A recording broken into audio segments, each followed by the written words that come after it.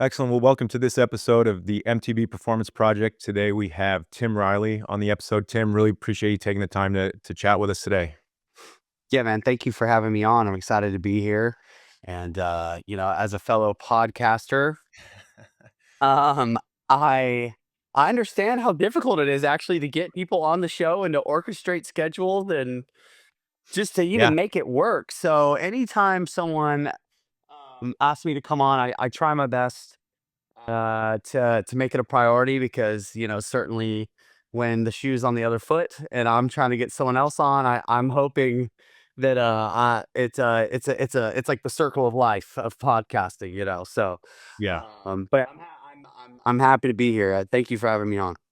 yeah, absolutely. So you're the director of sports performance at Collective out of Mhm. Austin. Similar to I feel like we work with similar demographic, amateur to professional level field sport athletes. And you're also co-host of the Coach 'em Up podcast, which, from my point of view, is like if you're in the sports performance like niche and you want to train athletes or just want to get better at coaching, I actually had one of our newer coaches ask me like, "What are some of the go-to podcasts that you listen to?" And yours was one of the ones I shared. So kudos to you guys for doing that. I love it. Enjoy the content you guys are putting out. Thank you so much. That means a lot. Thank you, man. So yeah, I mean, like I said, we're I feel like we wear similar hats in the way Yeah. we train, in terms of the type of people we train. But for people who don't know who you are and kind of the path like got you to where you are today, tell us a little bit more about that. Yeah, sure. So um I did not have a traditional path into the performance world, particularly, um, well, you know, just that in and of itself, let alone like getting the opportunity to work with what, most people consider to be like high level pro athletes. I'm a high school dropout. I don't have my CSCS. I did not finish college. Um, but I've been very blessed and fortunate to adopt an attitude early in my career that I wanted to be around and work with people I felt like were smarter than me. And a lot of that looked like me reaching out to people and saying, like, hey, can I learn from you? Buying their courses, countless seminars. Yeah. And yeah, man, just kind of being, not even kind of, being definitely obsessive about, um, you know, um, acquiring as much knowledge as possible because for a lot of reasons I wanted to be the best coach I could be. It was exciting. I was enjoying the process. I still do. Um, I started, God, let's see, it's 2025. So I started training full time in 2017, I guess it was. Um, and I've a lot of people don't know this. I train Gen Pop, still do. I still do. I started with them. I probably always will to some degree, but I knew early on that working with athletes was what I really wanted to devote most of my time to, and I would take anybody that I could. Mostly middle school, high school athletes, and that it was that way for years. And eventually, I got an opportunity to intern working with an NFL offseason program, which at the time was being run by a man named Jeremy Hills. He is also one of the founders of the gym I work at now, Collective. And basically, um, because he and I had some good rapport, I found out he was opening a gym and I slid in his DMs. I like to joke it's the only successful DM slide of my life. Even though that's not a joke, that's actually true. Um, and he I said I want in. And he interviewed me the next day. He said, "What do you want?" I told him, I said, "I've been working with, high school and collegiate athletes mostly. I want to work with the pro population as well. I want your job."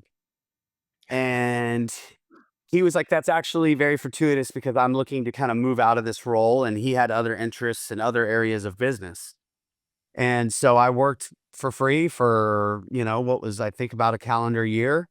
And earned my way into taking over that NFL in-season and off-season program and combine prep and the whole deal. And there's this interesting thing that happens when you work with pro guys or gals and they do well.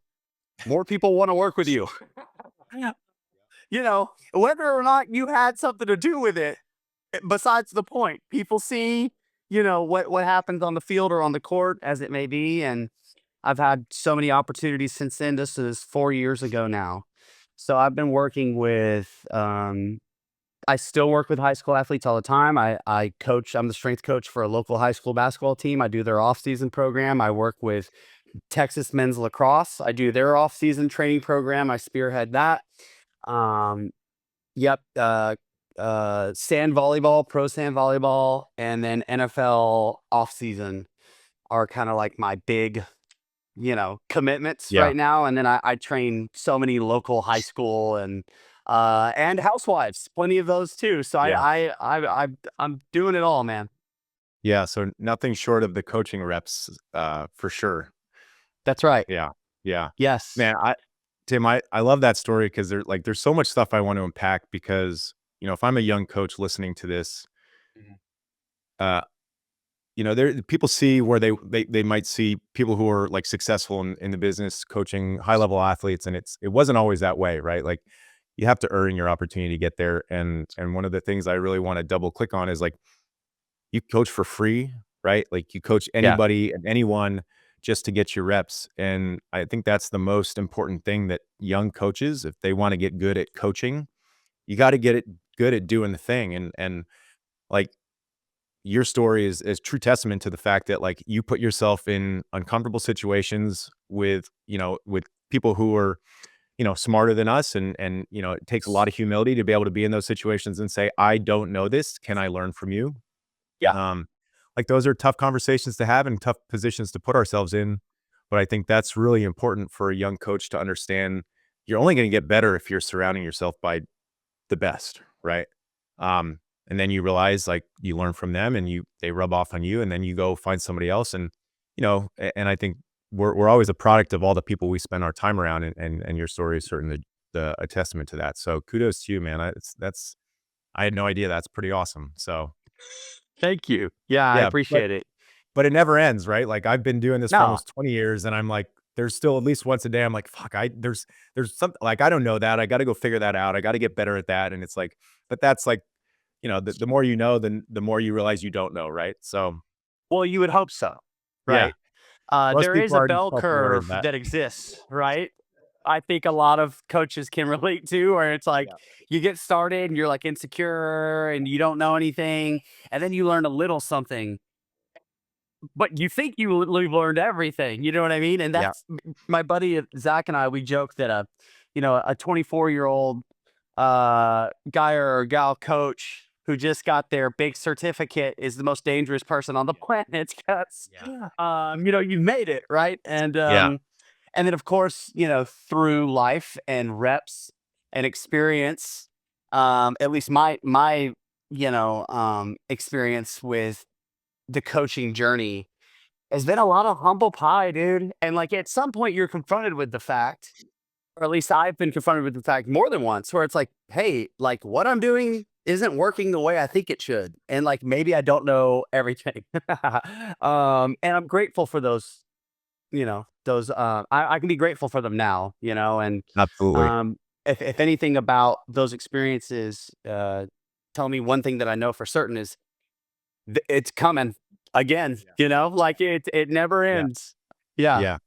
Yeah. I mean, it's like you go through these periods where you learn, you iterate what you're doing, and you expand your capabilities, and you figure out a new way of doing things, and then it's just a constant iteration of that. And that's just, I think that's the healthy evolution of a strength coach is like, if you're not at least once a year or twice a year, like really evaluating, like, is this what I'm doing right with my athletes? Like, is this Mhm. good?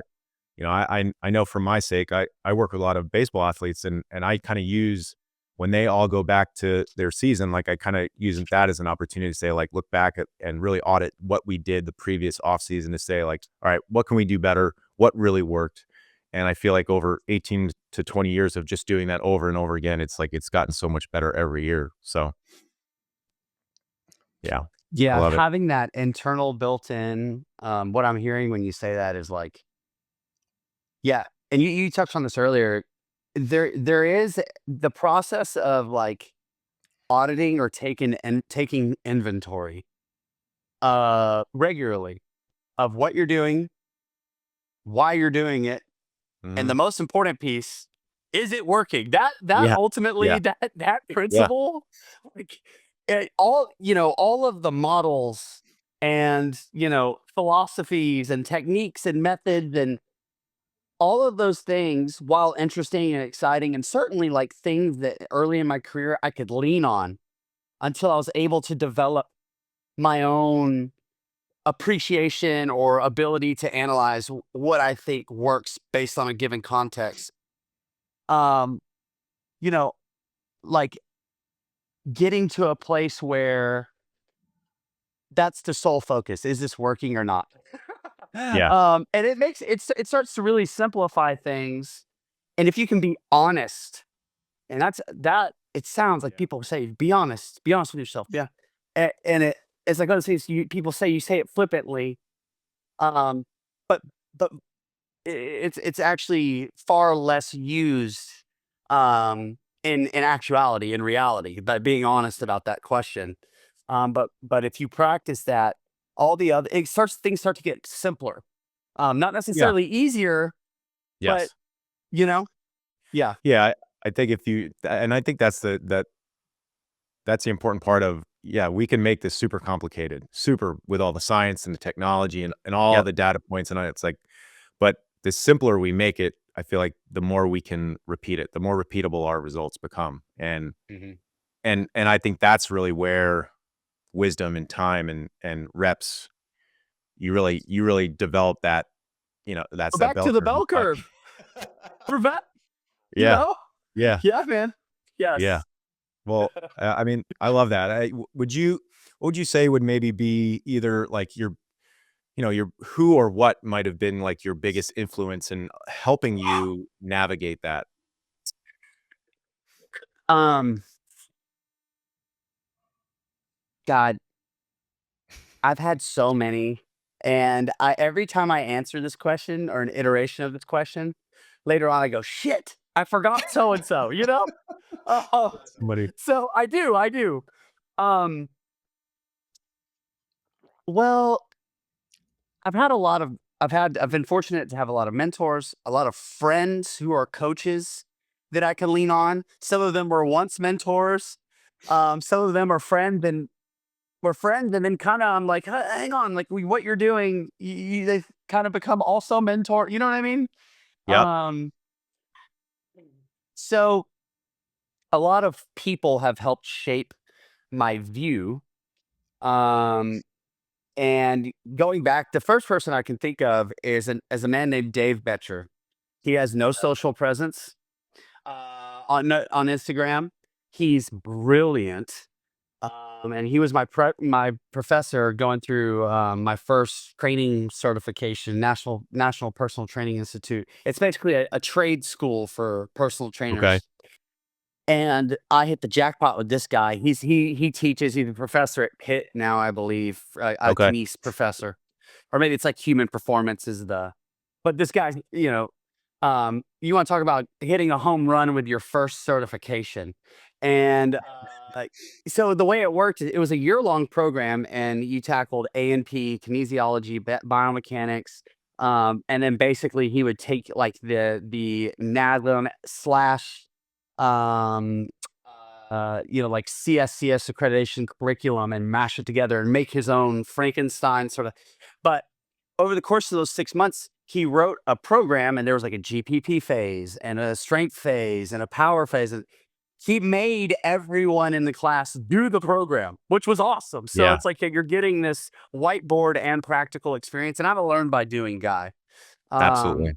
So he really, I think he took I think he accelerated my career 3 years by doing Wow, that. that's amazing. Um, and then from there, it's been like Pat Davidson, Daniel Bach, um, David Gray has had a Yep. huge influence in my career, not only, um, in the biomechanics realm and just human movement space, but like professionally, Yep. has been a huge, just, he's a friend. Um, yeah, man. There are people that I've worked with and under it, Mo Wells, um, a brilliant track and football, strength and conditioning and performance coach. Um, yeah, I recently spent about a year and a half with Trey Hardy, who also, like, not a huge social media presence. Some people listening to this, if they're track nerds, will know who he is. He won the silver medal in the decathlon in 2016. Yep. And just being able to spend time around him and his process and the way he views training, it's just like, holy shit, I don't know anything, you know? So many people, though I'll say, and then like countless, obviously, like the seminars, the books, just Yep. Joel Yeah. Smith, Just Fly Sports Performance Podcast. I've consumed so much of his material, so Yep. good. And he kind of, and I think this is a good point. In terms of like what ends of the training spectrum you can kind of live on, I think it's nice to have your pulse on everything and be like a Swiss Army knife and be a just. He's his way of viewing movement and things. It's more on this. I'm more over here, but God's so much of what he's Yeah.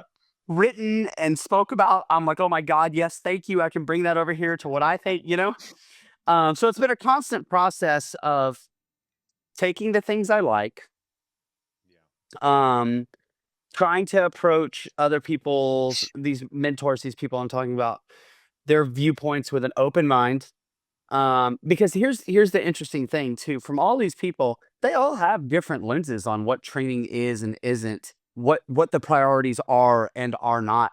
Yet Yeah. they all get phenomenal results, and they're all able Absolutely. to curate an experience for athletes or clients that they feel deeply works. And I think Uh, that's an important lesson. Um, there's not all there's not only one way to get things done, you know.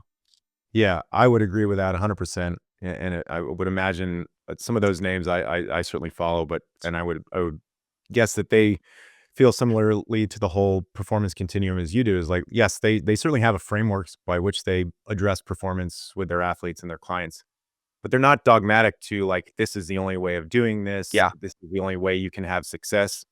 To me, those are the individuals you kind of stay away from and Yeah. that raise the red flags. Um, Yes. because like I'm sure like there's points in time where they feel similar to us. Like, look, Yeah. a lot of their evolution is based off of, hey, this is a scenario or situation I don't know how to fix. How do I fix it? What is the Mhm. knowledge gap that I need to gain in order to solve this problem? And, I would argue that some of the best coaches, like, they feel that too, right? They're just, Mhm. a little bit ahead of the curve than some of us, and we kinda pick up the breadcrumbs as we go along, so, Totally. yeah. Yep. So many of my breakthroughs as a coach, and I should mention, I've trained myself fucking Yes. hard. I hope I can curse on this podcast. Sorry. Yep. That's Throughout okay. the entirety of this process, I've been my own, you Yeah, know, lab rat, dude. I have. I mean, absolutely. I went on a 4-year, maybe longer journey to increase my vertical, all the while trying to build muscle and get as big and fast. And now, the past year and a half, I've been on this sprinting journey. I've never ran track. I'm on the track 3 times a week now, you know? Yep. So I love it. I should say that, and the reason I bring that up is because a lot of these coaches, these people that I've run into, it's because I was doing something. I found I was like, wait a minute, I'm not getting better. I don't have an answer for this with my athletes, as the case may be. And then I go seeking and searching. Who does? And Yeah. sometimes I find people, and I'm like, I don't. Yeah, I don't think so. But eventually, I arrive at someone who I, am able to identify as like having an answer, and so it's been a very natural progression Yeah. of just constantly kind of like being curious, Yep. and it kind of forcing me to find the next person or the next teacher, if you will, Yeah. Yeah. Yeah. That's awesome. That's awesome. So, obviously you've been doing this for a decent amount of time. You said 2017. You've learned from a lot of good people. Mhm. You produce some really good athletes. Um, you've got to have some level of framework in how you look at performance when you're addressing your athletes. What would you say might be some like underlying themes, like first principles in terms of the way you look at like, hey, new athlete comes in. Here's what I'm looking at. Here's are the things that I want to address in a given off season, so to speak. 100%. So there's a few things that come to mind. The first thing is, what do they want? That is just, I can really get on the high horse about that because it's, when you do something and you're passionate about it, Yeah. and it's your life. I poured my career's Yeah. been part of my life work. I want to feel like it's important, like it's really important, Yeah. and sometimes it can, you know, in the past, I'll talk about myself, so as not to project on anyone else. I've skipped that step, and I've Yeah. said, "Here's what I think's important. Here's what I'm seeing based on your physical qualities, and you know, here's what I'm gonna do with you." Yeah. Like that's a mistake, in my opinion. Couldn't You agree can learn more. so much about That what an yeah, athlete I love wants and that. needs by asking them, bro. And like people talk about this, and sometimes it becomes a little cliche. It's like I check in with my athletes and I do a survey, and like that's good. Do those things, but like, are you are you actually listening? Are you making training decisions based off what they're telling you? And whether or not it is or isn't what they need, based on what uh, something I've come to understand is I do provide a service. That's Mhm. a hard pill to swallow, particularly in the private sector, dude. Yeah. Same. I provide a service. I'm here to serve. That means I'm here to serve that other person. And my ambitions don't always necessarily align with what those things are. So now it becomes a piece around, okay, here's what I'm hearing from you. Here's what I'm seeing. Here's how I'm going to be able to address what it is you're looking for. And sometimes those things perfectly align, right? And so there is no need to have like this conversation where, there's give and take or whatnot. But that's where I start is Yeah, and what I did it, where, and you can ask, hey, volleyball player, yeah. baseball player, what parts of your game do you feel like holds you back from being the player you want to be? That's one of my favorite questions Yeah. because a lot of times they know, like Yeah. the people know they're like, dude, I'm too fucking slow, or Yeah. I'm weak, Yeah. or my body composition is not conducive to the demands of my sport. Yeah, I find So, that asking that question is so important as the athlete develops a higher and higher training age because they become more cerebral to what works and what doesn't. yes, Um, and especially like the high level athletes, like having like a sit down with them at the end of each season, like, hey, what worked, what didn't work, how'd you feel? What are some things that how does your body did you feel like your body's changed this season relative to last? Because like we're dealing with a completely different person. And I love that so much. I love it. for Sorry to sure. And interrupt. it's like, no, no, but you nailed it. And I'm in complete agreement. Also, too, people will talk about like the art of coaching or connecting with people, building relationships. And there's this cliche. It's like, well, people don't care until they know you care. It's like, Yeah. well, okay, yeah, um, yes, but also, are you listening to them? Like, are you listening to what they're saying, dude? Because I feel like there are so many things which are, kind of basic human communication where you ask questions and actually listen and have dialogue that kind of like takes care of all that stuff. It doesn't have to be like a core pillar of like some training philosophy. I mean, it is, but it doesn't, you know what I'm saying? Yeah. But so starting there and then, you know, are there things about your movement that are limiting your ability? to get into the positions, so it's like I'm trying to sign, higher level physically. Yep. What are the qualities that are holding you back? All right, from a movement perspective, because oftentimes they can be one and the same.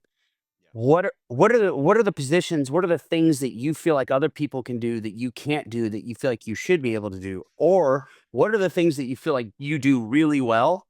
And what are the things that you feel like you don't? And what's happening is like I'm now crafting. It's almost like a really good sales pitch. Have you ever gotten a free, personal training assessment at a gym, and you sit No. down and the trainer across from you, they start asking you all these discovery questions. Yep. How many days a week do you want to come to the gym? How often do you eat? What do you like to train? But what they're actually doing is they're crafting the sales pitch that they're going to give to you at the end, right? Yep. Now, that's not what I'm doing, but what I am doing is I'm trying to discover the things that are important to this person, the things that they want to prioritize. And in that sense, I'm crafting, I'm kind of putting together the programming already in terms of like what needs to be prioritized. And then I can start there. And I like to take people through a general training session. We're going to sprint a little. How do you Yep. hop on one foot?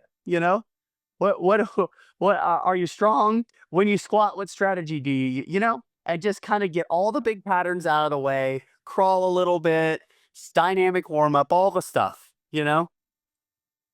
and then I can start making some informed decisions where it's like, all right, like this guy, he's 6'1", he's a D lineman, he's 295 pounds. He can squat probably 585 pounds. He feels a little slow. Strength probably isn't the priority, right? I Yeah. mean, Yeah. Yeah. uh, like, and Crazy so in that, concept. yeah. And so like, or on the other end, I've got this hooper, and he's got the most stupid single leg bounce I've ever seen in my life, but he can't goblet squat 80-pound dumbbells. So hey, maybe we do just enough to keep and maintain those qualities he's already got. And then I can lean into the other stuff and let's just see if that helps him perform a little bit better. Right. And I think for me too, it's like kind of being honest about the fact where it's like, hey, here's what I'm seeing. Here's what I'm hearing from you. This is where I think we need to go. Let's see how that goes for a little bit, and then let's retest and see if things are working. You know what I mean? And that kind of all ties back into that master principle I was talking about at the beginning of, is this working or not? Yeah. Um, and again, it makes training, prescribing training programming, and facilitating training sessions so much more simple. But in order to be able to do it at the, I guess, with the level of comfortability I can now, it took all of those years of, making bad decisions and like kind of misdiagnosing or like not quite reading the room, you know, Yeah. around what's really occurring um, with an athlete. So yeah, I hope that answered the question. No, it sure does, because I think that's where a lot of young coaches, I mean, you nailed it, right? Like, so many young coaches are like, "Well, I have this agenda that I want to accomplish with you. Mhm. I don't care what you have to say, like, I'm the coach." I'm like, "No, that's not the way it should be." Like, there needs to be involvement with the athlete, there needs to be dialogue, 100%. right? Like, the athlete needs to be bought in and feel like they have some level of driving force of what's happening. Um, and the more you train athletes and the more you have those conversations, it's just becomes such valuable feedback, because it just allows you to do your job so much better when you have that that feedback from them on a regular basis. And I think yes. And I think too, it's like, there was a time where it's just like everybody's doing triphasic. That's what everybody's doing. We're doing triphasic. You know what I mean? Um, and that's not the only time I did that. You know what I mean? But that I'm not saying to anyone listening to this that you have to go through those periods of time or have those experiences. Like Yes. you don't go give everyone triphasic just because I said that. I'm saying what I gleaned from that is that there is such a higher level of importance of trying to uncover and understand what an athlete's needs analysis and wants analysis is, as opposed to but I'll say my ability to diagnose those things more quickly and to, be pretty close most of the time. I still screw it up. Um, is because that's what I did. For a long time, I just was like, "Hey, this is what we're doing regardless." And I may, tweak a few things based off like some of the things I'm seeing, but for the most part, like we're just running the play. And if you do Yeah. that for long enough, at least this is what happened to me, I was like underwhelmed with the experience that both my athletes and myself were having. Um, so yeah, and you touched on it. Like, there's nothing like experience. There's nothing like. It turns out specificity is not relegated to just sprint training or or improving your bench. It Yeah. also pertains to coaching. Yeah, yeah. Yeah. Well, the biggest thing I learned is that, when you're young and you see athletes for the first time, and this doesn't become apparent until you start working with athletes year after year after year, is like what they needed when they first started with you as maybe like a young high school athlete is drastically different from, Totally. you know so I've had the opportunity to work with kids from, like, the high school level to guys who've pitched in the big leagues for 13 years, and, like, the needs from that athlete from high school to college, from college to pro, from pro to vet, like, those things, like, it's you're trying to hit a constantly moving target, but the only way you can craft a well thought out program is through dialogue and talking to the athlete, Yep. right? Because the only person that can tell you how it's going better than you is them, right? Like, they're their like that's like, and you need to learn to have those conversations and have the humility to say, like, all right, I'm willing to pivot and reevaluate what I'm doing. Like, right? Like, every athlete hits a point where they become strong enough, and just chasing more strength has diminishing returns, and so you have to figure out other ways of driving adaptation with athletes. Otherwise, like, they're gonna stop getting better, and they're gonna get injured, and they're not gonna wanna continue to work with you. So that's, I think, again, wisdom, age, experience, like, I had to learn that the hard way, right?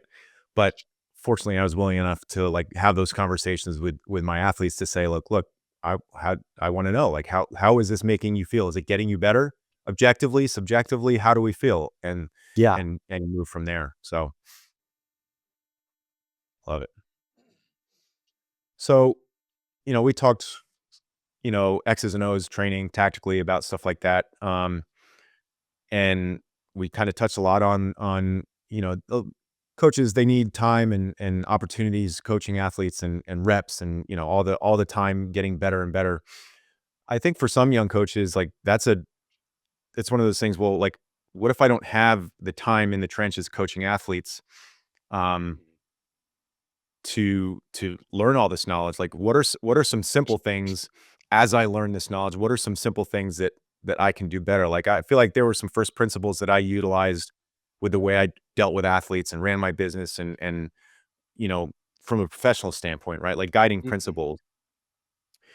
What would you think are some things that, taking coach like the your knowledge of coaching aside, just your ability to be a coach, what were some things that you felt really drove your success in working with athletes?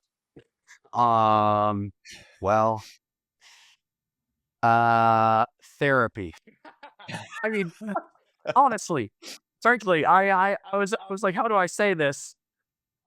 Because not a lot of people are gonna like hearing that. But what I mean when I say that is my and look, I'm biased because this is my experience. So correlation may not be causation here. Okay, I want to get out in front of it, but my professional um where I started and where I'm at now, it wasn't necessarily linear, right? It was up and down, but the trend has been over time, if I look back in the direction I want it to go. Yeah. I have a firm belief that that is strongly tied to my personal growth and development as a human being. And, um, you know, why does an athlete come to a coach most of the time, right? Because there's something about the toolkit they have that isn't serving them in a way that allows them to reach their maximum potential. Okay. Um, the same for me can be said about my development and growth as a human being, learning to um learning more about myself and listen, like that's how I arrive at that place. Like I didn't get to a place in my life personally and emotionally where I was like, therapy would be fun. No, I had to go. You know what I mean? Like I mean, I could have not went, but Yeah. you know, I've been as invested literally financially and time um in trying to become the kind of person I want to be, the kind of father I want to be, the kind of friend, family member that I want to be. And frankly, selfishly, just to be happy for fuck's sake. Just want to be a happy person. Sometimes that's hard, you know? Um, and so I've had a lot of mental health hurdles and struggles, from anxiety, depression, OCD. Like when I say I can be obsessive, that's not, you know, I mean actually, Yep. you know.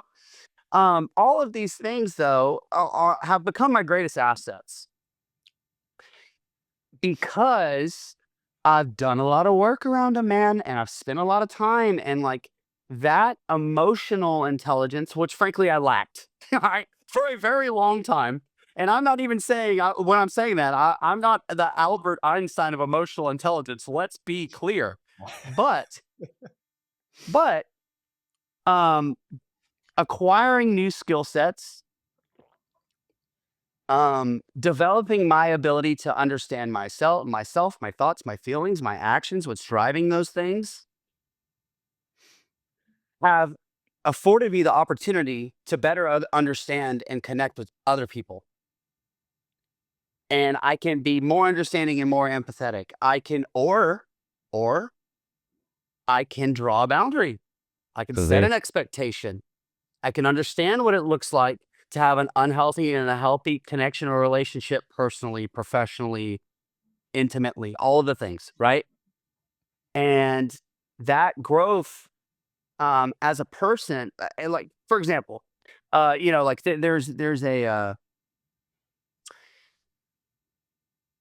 an old adage about what can happen if you build your house on sand, right?